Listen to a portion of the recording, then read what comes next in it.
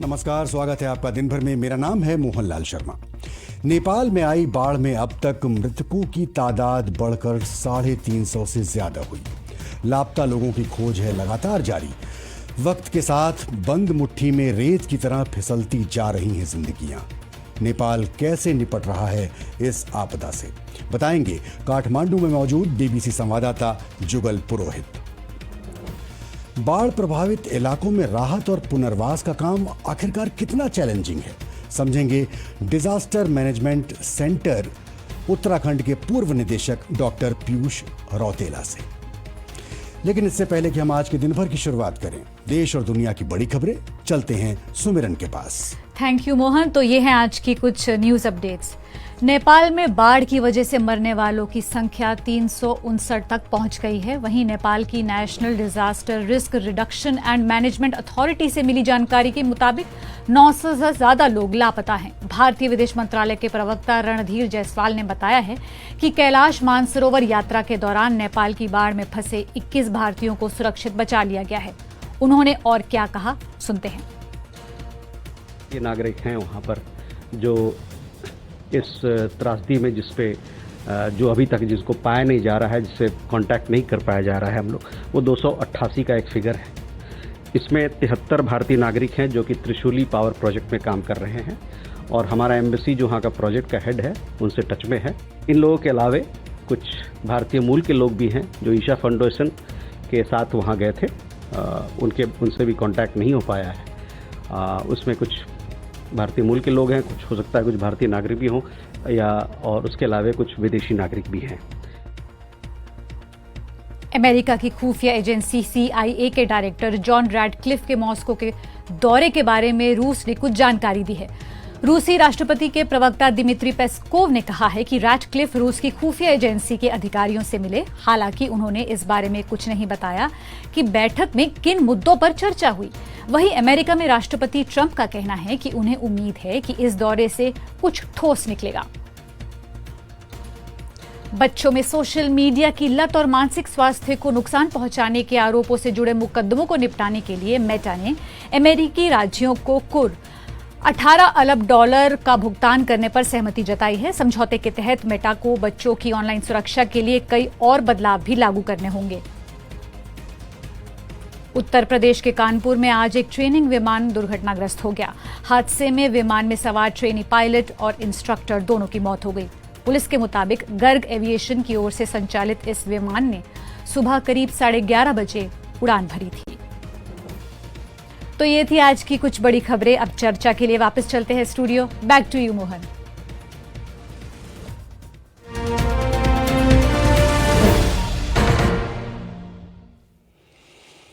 नेपाल जिस प्राकृतिक आपदा से जूझ रहा है, उसकी पीड़ा को समझना आसान नहीं।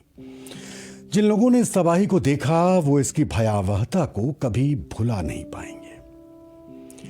अचानक वो तो वहाँ से वो आया, वो बम की तरह है ना आया, फिर ये इतना छोटा सा ये क्या बोलता है इसको, नदी, फिर बड़ा होके इधर आया, सब इधर तो इधर अभी कितने लोग अंदर फंसे हुए हैं, कितने लोग को दबे हुए हैं, कुछ भी पता नहीं चल रहा है।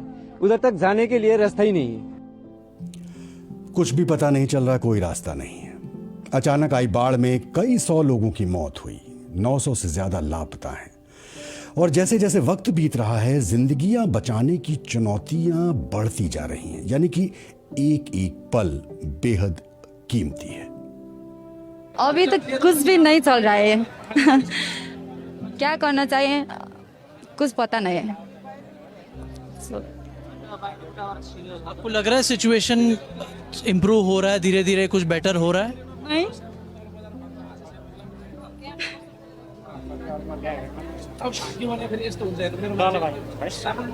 सब लोग मिसिंग है।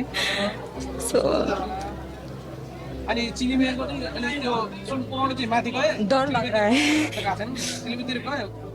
ये है मेरे भैया, ये ब्रात सेवा, इस ड्राइवर कोई कांटेक्ट ही नहीं हो रहा है। अभी कुछ लिस्ट में नाम भी नहीं है, जिधर ढूंढना चाहे उधर कोई पता नहीं है।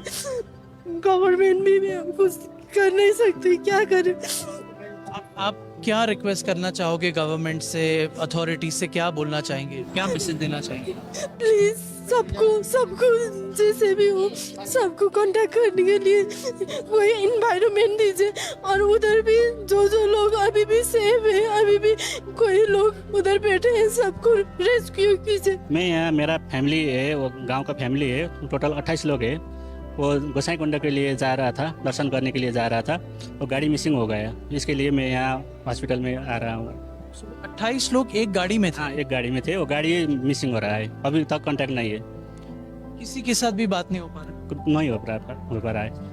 कल 9:15 से मिसिंग हो गया, 9:15 तक कांटेक्ट में थे, उसके बाद मिसिंग हो गए, उसके बाद कांटेक्ट नहीं हो रहा है। वो थोड़ी आस तो है, आस है कि वो लोग कहीं बैठा है, नेटवर्क नहीं है, टावर नहीं है, हमारा यही आस है। अब और आस तो कुछ नहीं है। हम यही उम्मीद करेंगे कि वो कहीं पहुंच के कि हम हमारे कांटेक्ट करिए। आखिरी बात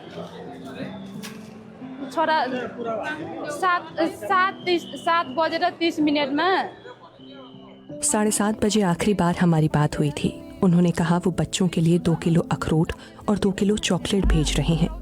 वो बोले जल्दी घर आ जाएंगे, लेकिन अब तक नहीं लौटे। मैं चाहती हूँ मेरे पति सुरक्षित जल्दी घर लौट आएं। मुझे और कुछ भी नहीं चाहिए। में जो बाढ़ आया हुआ है वहाँ पे मेरा बेटा फंसा हुआ है। ये एक चालक है, वो वहाँ पे भंसार से 3 किलोमीटर और आने के वो खबर मिल रहा था। वो 8:30 बजे तक तो बात हुआ था, उसके बाद बात नहीं हुआ। उसके बाद अभी तक उसका कोई खबर नहीं आया है, कहाँ कैसे है कोई पता नहीं चल रहा है। दर्द भरी आवाजें जो आपदा के बाद अपने अपनों को खोज रहे हैं। बीबीसी संवाददाता जुगल पुरोहित आज काठमांडू में एक अस्पताल के पास पहुंचे और वहां उन्होंने कुछ लोगों से बात की। जैसे जैसे प्रभावित इलाकों में राहत और बचाव का काम आगे चल रहा है, नेपाल में इस त्रासदी से हुए नुकसान की दर्दनाक तस्वीरें सामने आ रही हैं। चुनौती हर उस सांस को टूटने से बचाने की है जो इससे पीड़ित हैं। अस्पताल घायलों से भरे पड़े हैं। बाढ़ में नुकसान का अंदाजा इसी बात से लगाया जा सकता है कि बेत्रावती बाजार और तिमुरे कस्बा पूरी तरह से बह गए। तिमुरे से बड़ी तादाद में विदेशी पर्यटक लापता हैं, क्योंकि कैलाश मानसरोवर की यात्रा के लिए परमिट लेने के लिए वो यहीं तिमुरे में रहते थे। और पॉडकास्ट में यहां पर हम शामिल कर रहे हैं बीबीसी संवाददाता जुगल पुरोहित को, जो कि काठमांडू में मौजूद है। जुगल, सबसे पहले आपसे हम यही जानना चाहते हैं कि ताजा सूरत हाल क्या है? अभी आपने इनफैक्ट उसका जिक्र किया ही है कि ताज़ा सूरत हाल क्या है। और आई थिंक ये स्टोरी बहुत ही रैपिडली डेवलप हो रही है। आज सुबह जब मैंने दिन शुरू किया था, तो ये मेरी डायरी है और इसमें मैंने लिखा था 160 मौतों की पुष्टि नेपाल की सरकार ने की थी। अब हम जब बात कर रहे हैं तो ये आंकड़ा लगभग 360 के आसपास पहुंच गया है। ये दिखाता है कि जैसे जैसे सरकार उन इलाकों तक रिलीफ मेजर्स पहुंचा पा रही है, जैसे जैसे वो आगे बढ़ रही है उन इलाकों में जहां कल सुबह ये बाढ़ आई थी, तो ऐसी चीजें और ऐसे फैक्ट सामने आ रहे हैं जिसके लिए शायद ही कोई तैयार हो। तो सिचुएशन काफी रैपिडली इवॉल्व हो रही है, हमारी नजर है उस पर। और आपको एक और बात बता दूं, जो कल तक चीन की मीडिया में रिपोर्ट हो रही थी, वो अब नेपाल की सरकार ने भी इस बात की पुष्टि की है कि जिस साइट से ये मामला शुरू हुआ था, जहां पर ये मड स्लाइड और फ्लैश फ्लड शुरू हुए थे, उसी इलाके में अब एक आर्टिफिशियल लेक सा बन गया है इस एक्टिविटी की वजह से। और अब नेपाल की सरकार ने एक हाई अलर्ट किया है जारी, लोगों को कहा है कि अगर वो लेक बढ़ता गया तो उसके भी पानी उससे भी निकलने और फटने के चांसेस हैं, तो लोगों को हाई अलर्ट पे रखने की हिदायत दी है। तो फिलहाल ये स्थिति है, सरकार धीरे धीरे आगे बढ़ रही है। क्या सरकार की गति उन लोगों के लिए इनफ है जो सरकार का वहां इंतजार कर रहे हैं, ये सवाल का जवाब देना बहुत मुश्किल है। और उसी में जो ये नई एडवाइजरी आई है, इसने मामले को थोड़ा और कॉम्प्लिकेट किया है, मैं कहूँगा। जुगल मतलब जैसा कि आपने बताया कि एक झील, एक कृत्रिम झील बन गई है। आप याद कीजिए कि जब केदारनाथ की त्रासदी हुई थी तो वहाँ पर भी एक झील बनी थी और उससे बाद में वो फटी और उसके बाद जो विनाश का पैमाना था वो बहुत बड़ा दिखा। आपको लगता है कि नेपाल सरकार इस समय जो करना चाहिए वो कर पा रही है या क्या चुनौतियां हैं उसके सामने? देखिए, हमने कई लोगों से बात की, लोगों में नाराजगी है, लोगों में गुस्सा है इस बात का। क्या अर्ली वार्निंग दी जा सकती थी? क्या इन मामलों में बेहतर प्रिपेयर्डनेस हो सकती थी? क्या नेपाल सरकार के रिस्पॉन्स में बेहतर प्रिपेयर्डनेस हो सकती थी? कई सवाल हैं, लोगों के मन में गुस्सा भी है, और सरकार से लोग ये सवाल पूछ रहे हैं क्योंकि यहाँ पर अब एक पिछले साल आपको याद होगा एक बड़ा प्रोटेस्ट हुआ था जिसके बाद एक तरह से एक नए चैप्टर को शुरू करने की बात की गई थी जेन जी के प्रोटेस्ट मूवमेंट के बाद। तो सवाल तो सरकार पर उठ रहे हैं, लेकिन एक बात ये भी है कि सरकार जो आज सिग्नल कंटिन्यूअसली दे रही है वो ये है कि हम जो हो सकता है वो कर रहे हैं। प्रधानमंत्री आज जो वर्स्ट अफेक्टेड इलाके हैं उनमें से एक इलाके का दौरा खुद करके फिर काठमांडू लौटे हैं। सरकार ये भी कह रही है कि अब ऐसे बेसिस बने हैं उन इलाकों में फ्लड अफेक्टेड जहां से राहत सामग्री और आसानी से लोगों तक पहुंचेगी। तो ये दावे हैं, लेकिन ये बात भी सच है, मैं कहूंगा कि ये इस आपदा की जो स्केल है उसको अगर आप देखें तो तिब्बत, नेपाल और कहीं ना कहीं भारत को भी असर कर रही है। तो जिस आपदा की स्केल ही इतनी बड़ी हो, ये सवाल तो बनता है कि क्या कोई भी सरकार विश्व में ऐसी है जो तुरंत इससे निपटने के लिए तैयार होगी। मैं वही जिस विनाश के पैमाने की आप जिक्र कर रहे हैं, मैं उसी पर आ रहा था। और चूंकि आप फील्ड में हैं, आप नेपाल में हैं और इस समय काठमांडू में हैं, और उसके बाद बहुत सारे लोगों से आपकी बात हुई होगी, लोगों में कितनी चिंता, कितनी दहशत या क्या सोच रहे हैं वो लोग?